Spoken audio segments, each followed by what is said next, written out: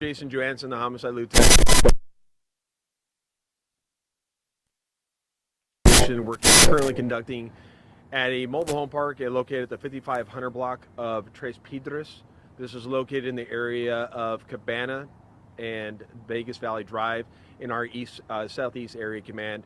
It's located again inside a mobile home park. Earlier today, at approximately 11:41 a.m., officers from our Southeast Area Command responded to a request for a welfare check. The initial details stated that the person calling in stated that they had noticed that the female who was an older female, 68-year-old female, lived at a house, and that they had not seen her since late October, and that she was regularly out walking her dog, and that they requested officers respond just to make sure that she was okay. They had noticed some suspicious activity also at the house.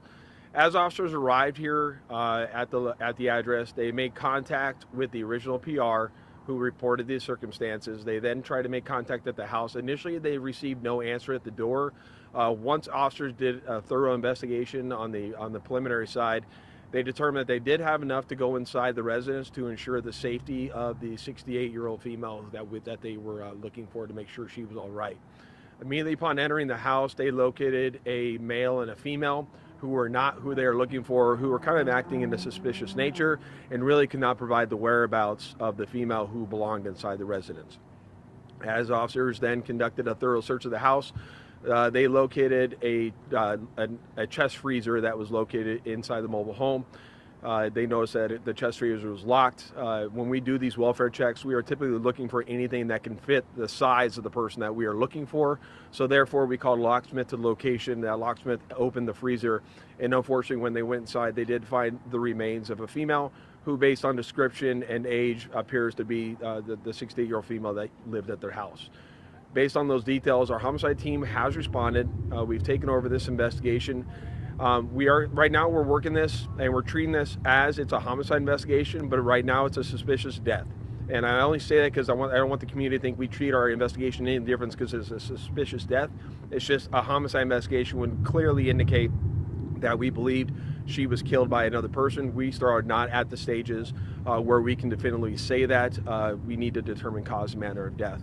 So at this point in time, suspicious death investigation, my detectives will be out here throughout the night as we continue to process the scene and continue to find out what exactly happened here. We've been canvassing the area looking for additional video witnesses related to this incident. And with that said, I encourage anyone in this complex who knows anything about the activities over the last 2 to 3 weeks going on at this residence, please reach out to the LVMPD homicide section or reach out through Crime Stoppers of Nevada. The information will remain anonymous. We're just trying to pinpoint an exact last date that anybody saw this female alive for the residents in the area.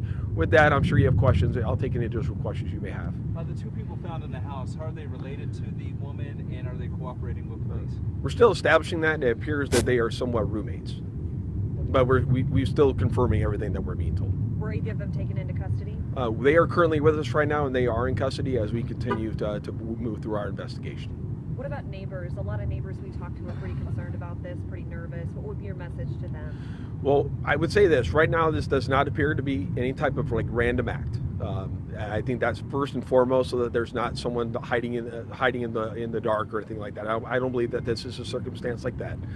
I think right now we just need to move through and can determine what exactly we have here. And so we've had circumstances like this where someone has passed away and then people are fraudulently living off their assets.